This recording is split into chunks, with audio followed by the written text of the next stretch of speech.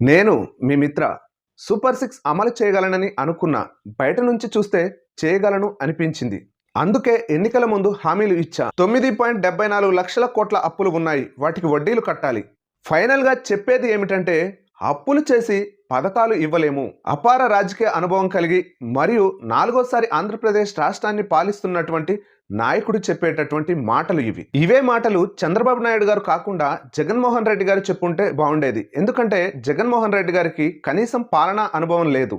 కనీసం తను మంత్రిగా కూడా చేయలేదు. డైరెక్ట్గా ముఖ్యమంత్రి అయ్యారు. మరి పాలనా అనుభవం లేనటువంటి జగన్మోహన్ రెడ్డి గారేమో ఆంధ్రప్రదేశ్ రాష్ట్రం అప్పుల్లో ఉన్న, కరోనా మహమ్మారి వెంటాడుతున్న ప్రజలకు చెప్పినటువంటి హామీలను చెప్పినట్లుగా నెరవేర్చి చూపించాడు. బాబు గారి మాటలు వింటుంటే అధికారం కోసం ప్రజలకు మోసపూరితమైనటువంటి హామీలను ఇచ్చారు అని స్పష్టంగా అర్థమవుతుంది. అందుకే నేనంటున్నా, గల్లీలో 6 ఎవరైనా కొట్టగలరు, స్టేడియంలో కొట్టే వారికే ఒక రేంజ్ ఉంటుంది. ఎన్నికల ముందు మూలనున్న ముసలమ్మ కూడా హామీలు ఇవ్వగలదు. కానీ అధికారంలోకి వచ్చిన తర్వాత ఇచ్చిన హామీలను ఇచ్చినట్లుగా నెరవేర్చే నాయకుడికే ఒక రేంజ్ ఉంటుంది. నేను చెబుతున్నా, దేశ చరిత్రలోనే ప్రజలకు ఇచ్చినటువంటి హామీలను ఇచ్చినట్లుగా నెరవేర్చిన నాయకుడు వైఎస్ జగన్మోహన్ రెడ్డి గారు. ఈ యొక్క వీడియోపై మీ యొక్క అభిప్రాయాన్ని కామెంట్ రూపంలో తెలియజేయండి.